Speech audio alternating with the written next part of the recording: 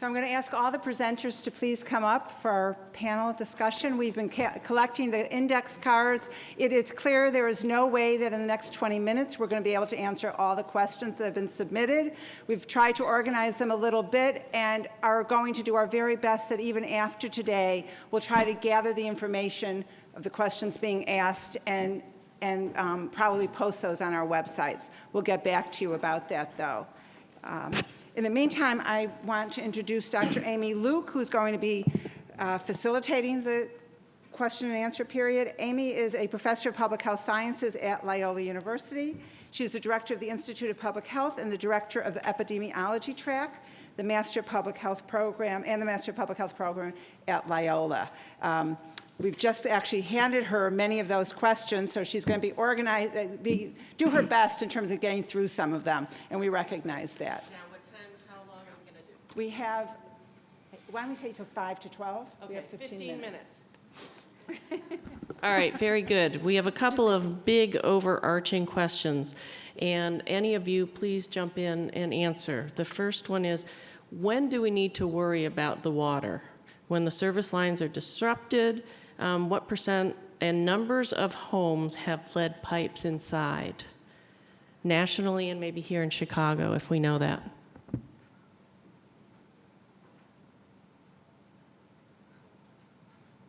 I can tell you what I do with families who come whose children generally already have a blood lead of 5 or higher. And my advice to them is think about lead everywhere you are, everything you do, because you want to lower the exposure as much as possible. There are ways you can get in water filtration systems in your home that do impact lead in water. You can flush the pipes and save water after you flush the pipes to lower lead in water. In general, I think our water is really safe here in Chicago. You know, we've been working on it since the early 90s. But we do have a lot of lead service pipes. I think we have about 80% lead service pipes in Chicago, something like that. And many people have lead in their home, throughout their home, so it's not just the pipe in the middle of the street. And Dr. Loaf, could you comment, does CDPH have specific recommendations for water, dealing with water and lead in water? Well, yeah, again, it depends on whether or not you've tested the water for lead and whether or not that test result came back elevated, meaning greater than 15 parts per billion. I think the bottom line is flushing the system, especially systems that have been stagnant for greater than 6 hours, and make sure that you use cold water for certain things, especially for preparing baby formula and other kinds of cooking activities. Okay, great. Yes, go ahead. And if I could just jump in, I know, I think thinking about the practice answer there, you know, what do? We have to back up and think about the policy answer as well, right? If lead service lines are the portion that's under the property line is the responsibility of the homeowner, right? So not only are we saying, hey, communities made vulnerable by all of the policy decisions we've already made that impact you and your kids, but now you can't afford to replace those lines, and so what? Your kid's gonna get poisoned, right? So we've got to think about those policy decisions and the funding that you talked about, the fix it and fund it piece, that doesn't, again, put the burden on a low-income family to take care of the problem that, that is there. Okay, go ahead. Do you have another comment? Well, I was just going to say, this is one of the things that we don't know exactly what the number is, but we do know some things. So we do know you should not do partial pipe replacement, right? That makes the lead levels go up. There are studies that already prove that. I'm from Washington, D.C. Some of that was done, and it turned out to do more harm than good. So look, we know where the gas lines are on every single property in this country. Before you dig, you got to find out where the gas line actually is before you dig. There's no reason we can't do that same thing with lead pipes, and there's no reason we can't replace the lead pipe that's on the property owner's property in addition to what's on the public property. That's just an artificial property line. The reality is it's part of our infrastructure. We share it. And this has been a long-standing kind of policy issue. I have a whole separate lecture on the business of whether housing is a shared commons or whether it's, each home is a man's castle unto his own. It's not, obviously, right? We found that out in Flint. We found it out with the mortgage crisis. We need to act to preserve our housing stock and make investments in the infrastructure. And that means doing the pipe replacement on both private and public property. We can do it. I would ask, we have a whole host of questions. Can we?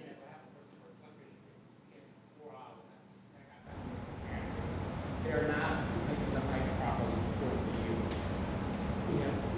We have filters beginning out. The water level is up 12,500 parts per billion.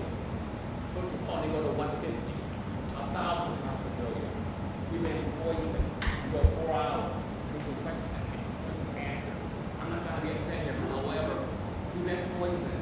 You're telling me that they're doing the pipe thing correctly, they are. In portions.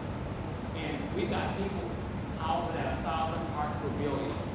And the service pipes are copper. Not lead, they're copper. What do we do? And actually, I think that leads very well into this next question, so maybe we can get some good answers on that. What legislative actions need to be taken to prevent another crisis like the one in Flint? And we would recommend or welcome any responses here. I've outlined a few of those in the document here. Perhaps first and foremost might be a fix to the lead disclosure rule. That was part of the 1992 Housing Act. And all of you who have rented or bought an older home, you get the blue pamphlet, right, Protect Your Family, and then you get a lead disclosure form. And usually that disclosure form, the box that's checked is, I don't know. So the original version of the lead disclosure rule introduced by Henry Waxman would have required an inspection and a risk assessment at the time of sale or lease, right? The real estate industry fought that and succeeded in watering it down so that it's kind of just an education. So why not require an inspection at the time of sale or lease? That's the time in which we can finance housing defects, right? The banks can weigh in. We can adjust the mortgage rate. You do that for other things, right? If your roof has a hole in it and you sell the house, you got to fix the hole, right? This is no different than that. So I think that's one fix that should be done. That would require congressional action. There are a host of other things. The Safe Drinking Water Act. The water is an interesting problem because it's general in the sense that its exposures are controlled at the water treatment plant for the most part, but it's also locally driven in the sense that we have a local source, like lead pipes. So I think you're right. Look, if people are not doing full pipe replacement, or if it's copper, maybe it's the lead solder that's the problem. It's not just lead in solution, it's also lead particulate. There's a lot of complexity. I've talked to a number of water chemists around the country, and they will tell you, look, the reality is water chemistry is really complicated stuff, and it's complicated because we haven't invested in our water treatment plants. And so the options that are available to a good water chemist are pretty limited. So I think Flint, more than anything else, it's a wake-up call. If there's a silver lining to this, it's the fact that out of this tragedy, I hope we'll finally get some renewed attention, not just to water, not just to paint, but to all the lead sources to make sure that our kids are protected. But I think there are a number of policy things, and those I think are the big ones, along with, obviously, the money. Money matters. Actually, I'd like to build off that a little bit and ask, go off script a little bit. What about the residents in Flint now, if the incorrect remediation processes or perhaps less effective remediation processes are being utilized now? What can the residents in Flint do to push back against that and help out?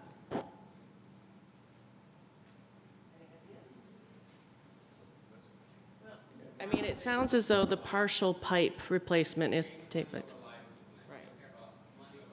In other words, is there action that the residents of Flint can take to put pressure to have the appropriate remediation processes put in place?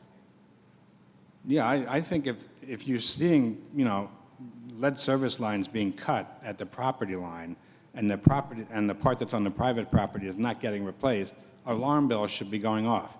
CDC published a study, which I can give you, that shows that when you do that, you make the lead in the cut part more available to the water supply. It's just wrong. So it should be, I realize, there might be a legal thing with property lines, but we have some creative lawyers. Some of them are right here, right? Help us out here and figure out how we can make the lead pipes part of our whole infrastructure. I would point out in the 80s, the same thing happened with lead paint. There were initial attempts to remove lead paint by burning it off or power sanding it or doing abrasive blasting. It's a really fast way to remove the lead paint, but it was a disaster, right? It created higher exposures. The new techniques that we have actually protect kids, and they've been well validated. So we should act on, I guess my main message is act on what the science tells us to do. You don't do the partial pipe replacement, you do the dust testing after a paint remediation job to make sure it's safe. These are all well-established procedures. That's another policy change. The EPA renovation, repair, and painting rule, guess what? Does not require a dust test at the end of a rehab job. If you're in federally assisted housing in the HUD world, it's required. Why should kids living in, federally assisted housing have the benefit of a dust test to make sure that contractors cleaned it up right, when kids who are not in federally assisted housing covered by the EPA our renovation, repair, and painting rule are not protected that way? It's bad science. Yeah. Okay. The other thing I would encourage you to do is encourage people to get their water tested and help them to understand it's not a single test will tell you how your water is all the time. You need it stagnant and flushed and in the winter and in the summer and before the pipes are manipulated and after we've done it. And you need a lot of water tests to give you a picture of, am I safe? Oh, all right, thank you.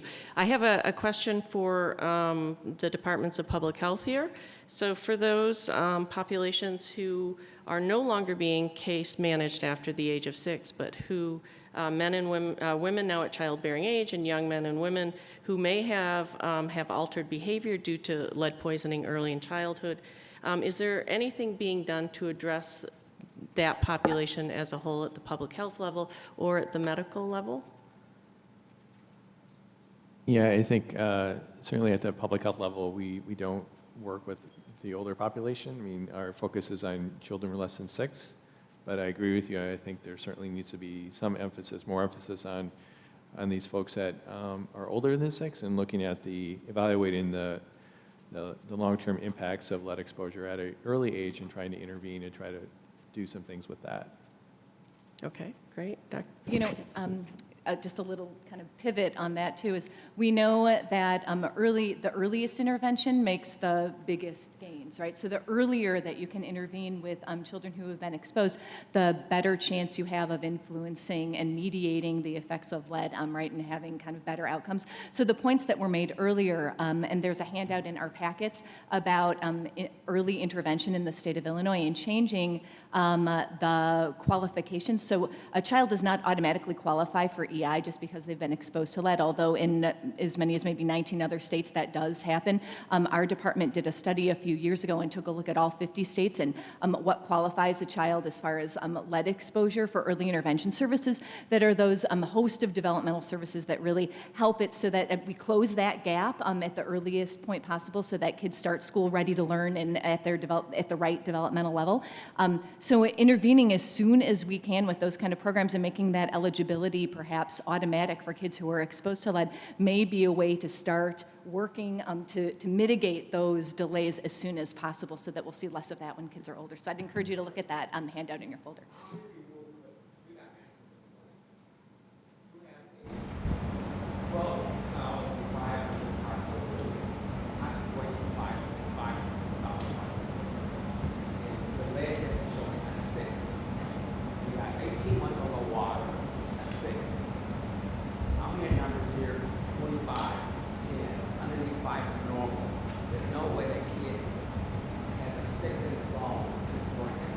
You have constant waste whenever